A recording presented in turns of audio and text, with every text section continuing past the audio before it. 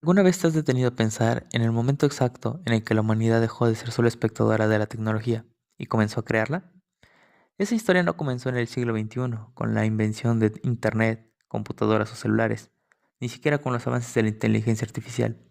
No, esa historia comenzó mucho antes, en una época donde las mujeres no tenían voz ni voto en lo que la sociedad consideraba importante.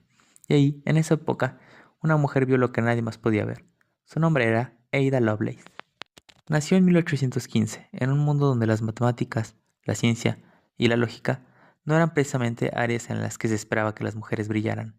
En un contexto en el que muchas de ellas pasaban sus vidas en casa, limitadas por normas sociales, Ada Lovelace recibió una educación en matemáticas y ciencia, algo bastante raro para una mujer de su tiempo. Y es que su madre, la baronesa Annabella Milbank, había decidido que Ada sería una científica, no una poeta como su padre, el famoso poeta Lord Byron.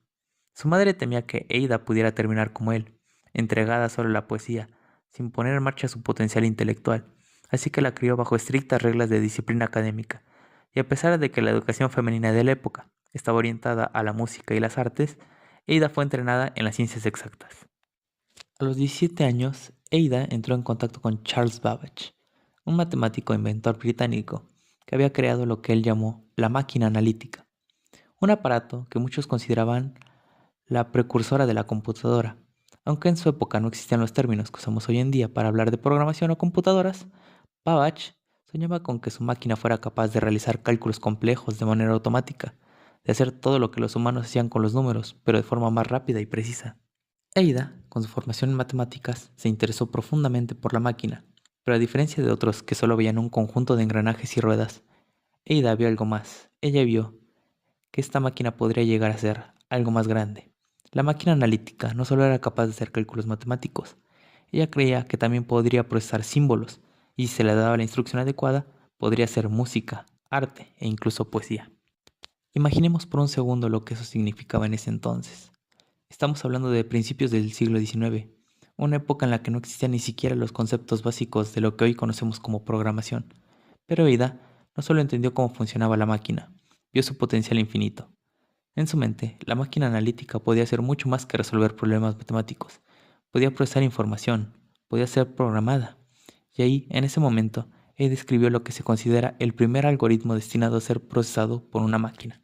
Por primera vez en la historia, alguien entendió lo que hoy conocemos como programación, el concepto de instrucciones precisas que guían una máquina y, aunque en ese momento nadie pensó en una computadora como las que tenemos hoy, Ada imaginó que el futuro estaba ligado a esas ideas, y esa visión, esa imaginación, es lo que la convierte en la primera programadora de la historia. Pero lo asombroso es que a pesar de su visión, Ada no vivió para ver cómo esas ideas se materializaban.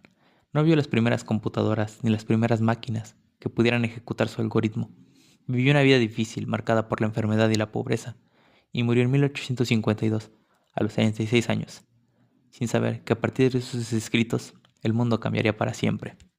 Y sin embargo, su legado perduró. En 1953, más de un siglo después de su muerte, un matemático llamado B. V. Bowden publicó una traducción y una expansión de sus notas sobre la máquina analítica. Fue entonces cuando el mundo descubrió el verdadero alcance de las ideas de Ada Lovelace, mucho antes de que existieran las computadoras tal como las conocemos hoy. ¿Saben qué me pareció realmente fascinante sobre Ada Lovelace? Su capacidad para ver más allá, para imaginar un futuro que ni siquiera ella podría vivir. Ada nos enseña algo crucial, que a veces el mayor acto de valentía no es crear lo que ya existe, sino soñar con lo que aún no se ha hecho. En un mundo donde todos se enfocan en los límites, Ada miró las estrellas. Ella creyó en un futuro en el que las máquinas pudieran hacer mucho más que contar números. Y si ella, que no tenía las herramientas del presente, pudo imaginar un futuro como ese, ¿qué estamos haciendo nosotros con el mundo que tenemos hoy? En estos días, cuando la tecnología avanza a pasos agigantados, es fácil pensar que ya sabemos todo lo que hay por descubrir, que hemos tocado el límite de lo posible. Pero si algo nos enseña Ada Lovelace, es que lo imposible es solo una barrera en la mente de aquellos que no se atreven a imaginar. Hoy, las computadoras que ella imaginó ya están cambiando el mundo, y aunque no pudo verlo, su legado sigue presente.